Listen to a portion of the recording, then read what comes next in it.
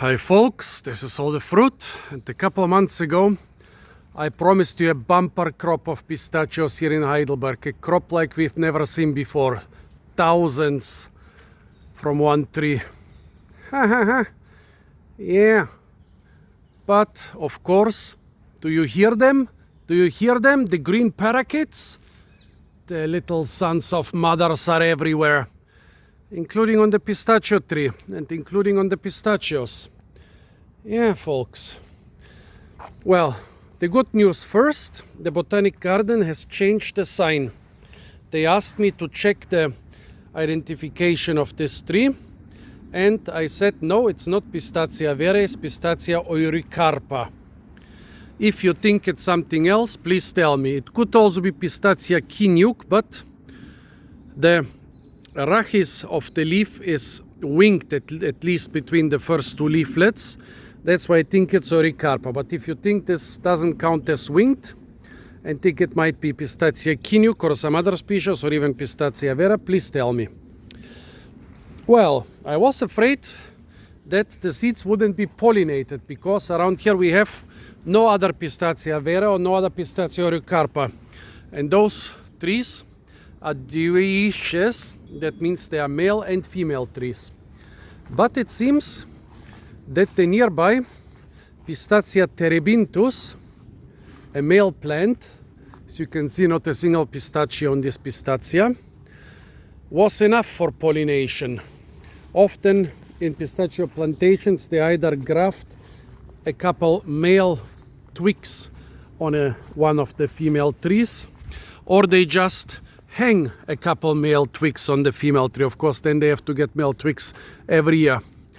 But this one, yeah, it seems the male of a different species was enough, and it was covered. It was beautiful. And now look at that. Those sons of loving mothers.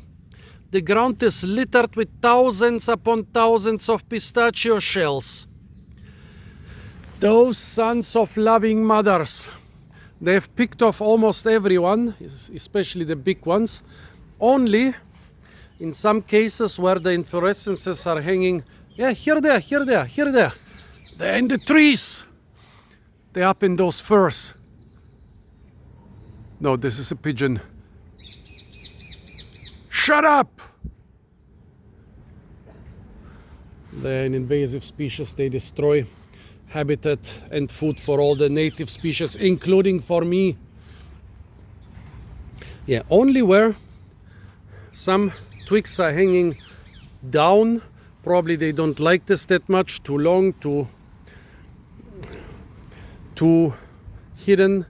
I can only see here 1, 2, 3 inflorescences which have more or less, I would say, a quarter of the fruits they had a couple weeks ago. Here they were quite recently. See, there is a small piece of sap.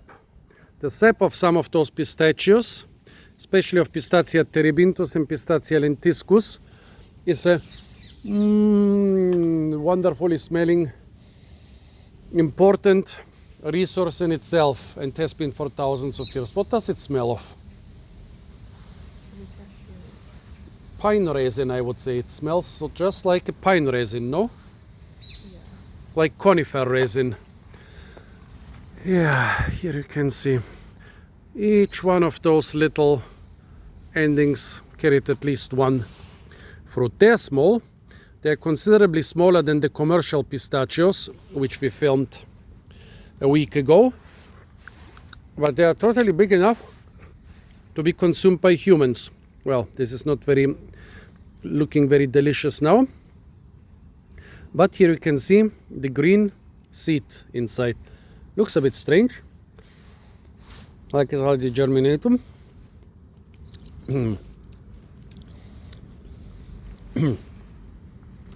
Tastes nice and fresh, but I got some pretty astringent part of the fruit in the back of my throat here once again.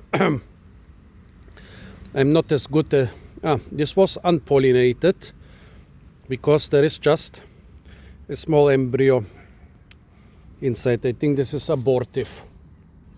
What about this?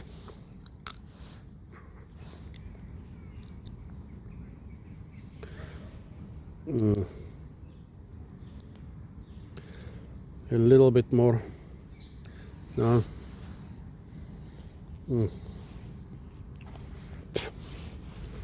Come on.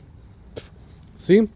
This is full of the nice green seed we know so well from pistachios.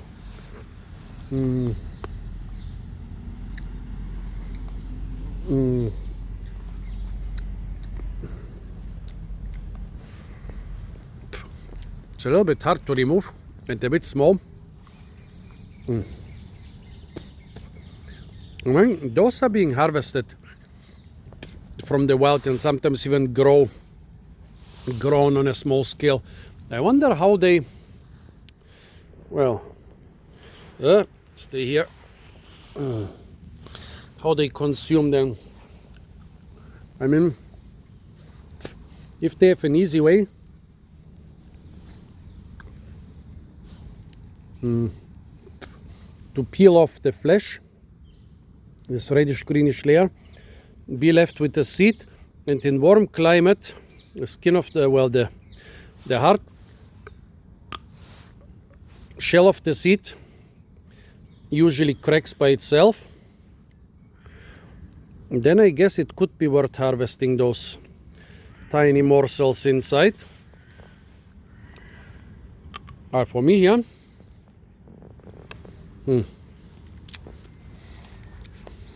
yeah. Even if I pick those things by the handfuls, which I cannot do anymore because guess who was here and destroyed them. Look at that, look at that. The ground is littered everywhere with the remnants of their, those sons of loving mothers. They have become a big problem around here. Even the farmers say it's not worth growing fruits anymore. The parrots get them all. What a pity. So folks, tell me, do you have experience with harvesting, preparing or eating Pistaccio eurycarpa or some other wild pistachio, or even Pistaccia vera? Do you have experience with those invasive parakeets who are destroying all the fruits and nuts around here? Give me your opinion. Apart from that, stay tuned for a lot more fruit videos from the beautiful, and sometimes when I come in time, even incredibly fruit-rich botanic garden of Heidelberg. Of course, don't forget to like, share, comment and subscribe.